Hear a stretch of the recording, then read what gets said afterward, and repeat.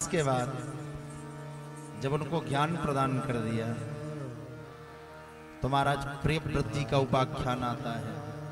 कहा प्रियव्रतो भागवत आत्मा रामा कथम मुने।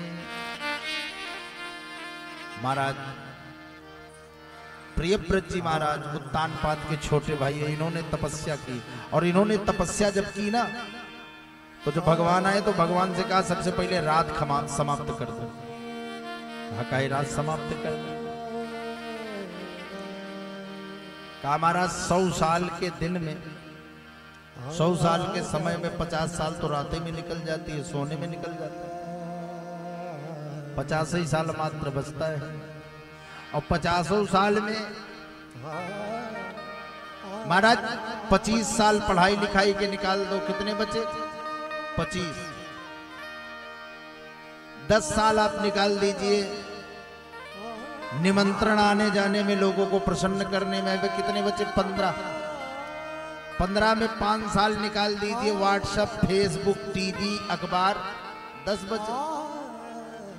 महाराज 10 में भी 5 साल आप निकाल दीजिए, अच्छा है खराब है ये मेरे हैं पराए हैं में 5 बचे। और 5 में महाराज थोड़ी देर और सो लेने दो। आज तो संडे है तो 5 साल उसमें भी निकाल दीजिए। क्या बचा? कुछ बच रहा है? कुछ नहीं बच रहा, कुछ है ही नहीं आपके पास। तब कहा रात्रि समाप्त कर दो। प्रियव्रत से पूछा, कहा रात्रि का है समाप्त कर दें? कहा रात्रि सोने के लिए है ना? कहा ना, रात्रि सोने के लिए नहीं है। फिर रात्रि क्या है? योग के लिए है, जुड़ने के लिए। योग कब किया जाता है? शांति में किया जाता है ना। अच्छा, दिन में आप कितना भी किसी को शांत कराओ, कोई शांत नहीं होता। अगर कोई नहीं बोलेगा तो पक्षी आवाज करते रहेंगे, लेकिन रात में सब अपने आप शांत हो जाते हैं। तब क्या करो? रात्रि में योग करो, जुड़ो। जुड़ने के लिए रात्रि बनाई गई। गोस्वामी जी लिखा करते हैं, यही जग जागहि जामिनी जोगी, परमारथी प्रपंच वियोगी। यही जग जागहि जामिनी जोगी, परमारथी प्रपंच वियोगी। यही जग जागहि जामिनी जोगी, परमारथी प्रपंच वियोगी। और जो सोते हैं उनके लिए भी लिखा है, जो सोया करते हैं उनके लिए भी। मोह निशा सम सोवनिहारा, देखै स्वप्न अनेक प्रकारा। मोह निशा सम सोवनिहारा, देखै स्वप्न अनेक प्रकारा। यही जग जागहि जामिनी जोगी, परमारथी प्रपंच वियोगी। महाराज यही जग जागहि जामिनी जोगी। कौन जागता है? परमारथी प्रपंच वियोगी। परमारथी, परमारथी का मतलब होता है भैया, केडी भैया जैसे किसी के पास गाड़ी है ना तो रात में खटखटाया था, भैया थोड़ा सा शहर ले चल। परमारथी। और एक वियोगी, कौन सा वियोगी? प्रपंच वियोगी। प्रपंच से परे रह करके परमात्मा का वियोगी जो हो। और कहा ये सोने वाले, कहा ये सोने वाले रतियों में सोते हैं और दिनों में सोते रहते हैं। तो किसी ने कहा नहीं नहीं महाराज दिन में तो जागते रहते हैं। कहा कैसे जान लिए जागते रहते हैं? कहा नहीं नहीं बोलते हैं। कहा बोलते नहीं है, वो जाग नहीं रहे हैं। फिर कहा वो सपना देख रहे हैं। कैसे? कहा मोह निशा सम सोवनिहारा, देखै स्वप्न अनेक प्रकार। जैसे हम लोग रात में सोते सोते क्या देखते हैं? सपना देखते हैं ना।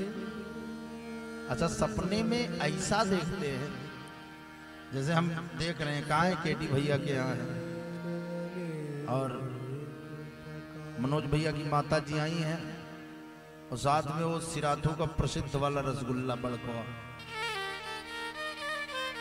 हम तखत पे लेटे हैं और रसगुल्ला महाराज खाना ही पड़ेगा। अच्छा, हे सपनवा में जो है वो रसगुल्ला खिलाए रही, हमको मीठा मीठा भी लग रहा है।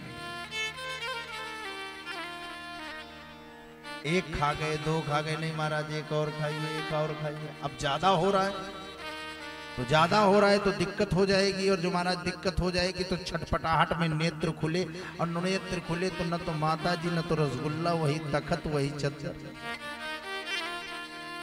लेकिन जितनी देर तक यकीन मानिए सही भाई, हम स्वप्न देख रहे हैं ना, बिल्कुल रसगुल्ले का स्वाद भी मिल रहा है, मीठा मीठा, माता जी के होने का एहसास भी हो रहा है। ये क्या, ये स्वप्न है। स्वप्न कैसा होता है, जो सोती हुई आंखों से देखा जाए, जो तत्व विहीन होता है लेकिन देखने में बड़ा सुंदर होता है। जैसे कागज का फूल नहीं होता इतना सुंदर, जो इच्छा हो चाहे काला बना लो चाहे पीला बना लो, देखने में तो बड़ा अच्छा रहेगा। लेकिन महाराज जब उसको नाक के पास लेकर के आओगे तब पता चलेगा ये किसी मतलब का नहीं। तो वैसे हम क्या करते हैं, हम सारा जीवन सपना ही देखते हैं। कैसा, ये हमारा है, ये हमारा मकान है, ये हमारा दुकान है, ये हमारी गाड़ी है, ये हमारे पुत्र हैं, ये हमारे भाई हैं, ये हमारे बहन हैं।